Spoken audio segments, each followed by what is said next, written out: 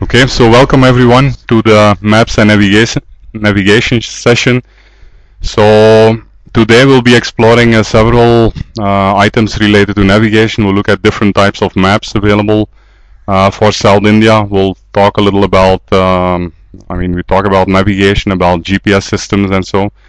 So I'm going to start with my favorite program, which is Google Maps here. So this is something that I'm spending a lot of time on before every weekend to kind of identify new trails and kind of discover possible kind of trail trek candidates in new mountain ranges. So if you start, many of you might be familiar with Google Maps. I guess the most common view is the map view, which basically shows you, right, if you're in an urban area, you will see all the roads basically, and Google Maps is a pretty useful tool in the cities. You can like navigate from one place, say, I don't know, you can go say from Adyar to say Ananagar or something, right? And Google will show you the roads basically. So very simple.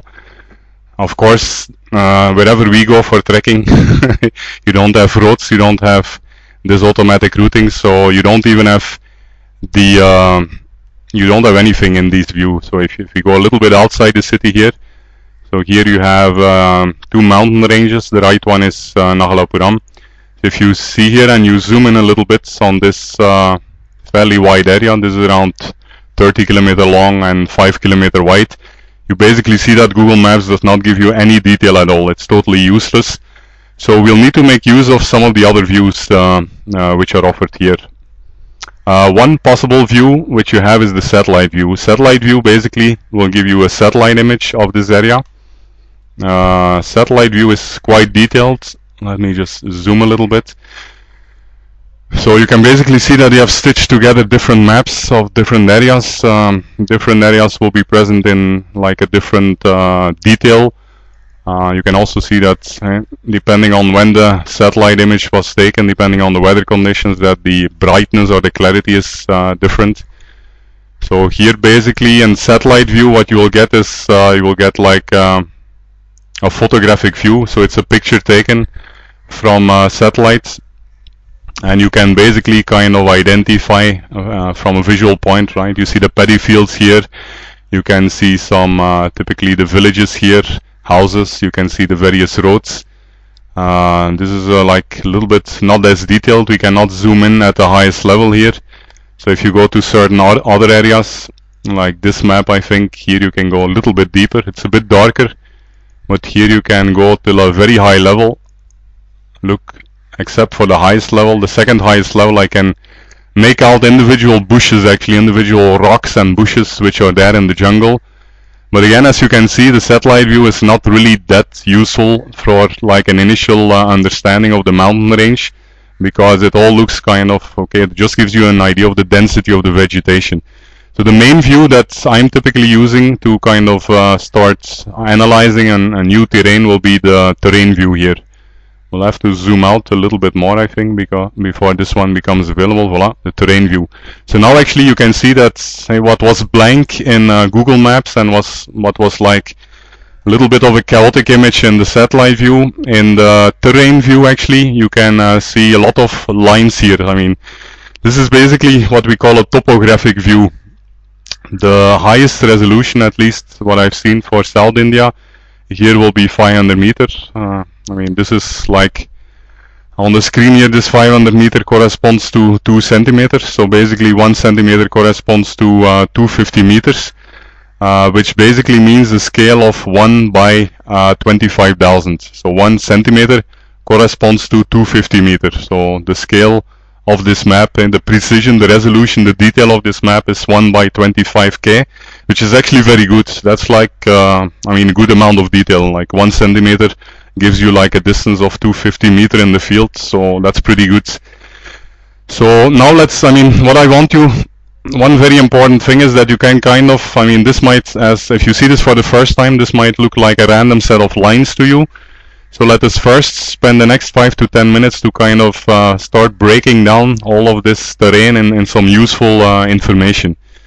So again, you can zoom out and zoom in freely. So if you zoom out, actually you will kind of see the entire mountain range here. This is Nagalapuram, the place where we frequently trek into. So you can also see that those topo lines actually disappear at the it's only available actually at the 3 highest zoom levels. After that it will disappear, and you can of course keep zooming out. You will see then neighboring places appearing. So Nagalapuram is like, I think if you look at the scale here, 10 kilometers. So this is around 30 kilometers from Pulicat Lake. It's around 100 kilometers north of Chennai. So the whole range itself is, as you can see, right, this line is 10 kilometers from the left to the right, 10 kilometers. So if you kind of visually put this line here, you can probably put it thrice, and you can see that the whole range is like from the southern peak till what we call here, I mean, the northern peak. This is the famous Tada waterfalls. This is around 30 kilometers long, and probably the width will be somewhere between 5 to 10 kilometers.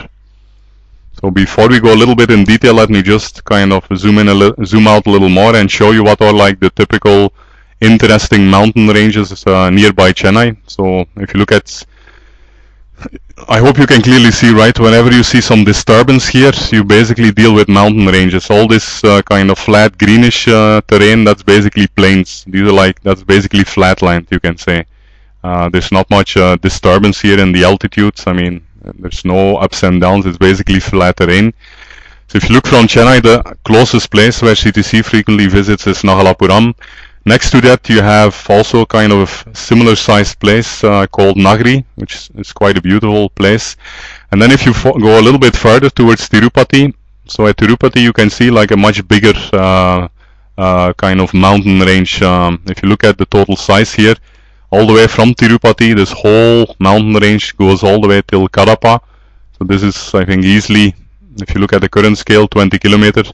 So this would easily get you probably 100 to 150 kilometer long and around 15 to 20 kilometer wide. So this is very vast, right? 20 by 100 is like 2,000 square kilometers. So a huge terrain.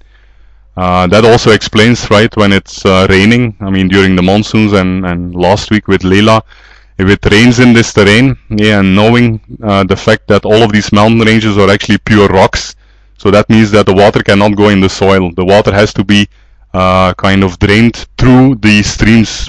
So you'll also see that the number of streams is limited. So that means basically that you have 2,000 square feet of area where you capture rainfall, and then for the next several months the streams will actually be full of water, because it will take, and the water will slowly come from the peaks into the valleys and then exit the mountains. So that explains the fact that these bigger mountain ranges will actually give you water throughout the year. Even in the month of May you will see water. So this is Venkateswara National Reserve Forest. It's I mean a reserve forest because you have wildlife there. You need to take permission in the district forest office in Tirupati to get in. Here you have another slice. This is the Venkatagiri mountain range, which is actually part of the same Venkateswara.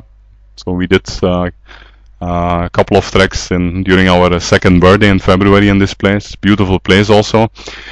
So this is kind of, I mean, a lot of interesting terrain there for trekking. Just a couple of hours, 2 to 4 hours north of Chennai.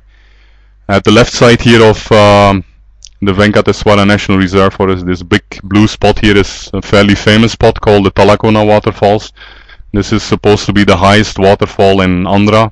I mean, this is also very kind of touristical spot. The AP tourist department has some lodges there where you can go, and from here you can actually enter the mountains and really get inside and explore some very beautiful places. Okay, so we got our time limit here, so let me just save this recording, because anything bigger than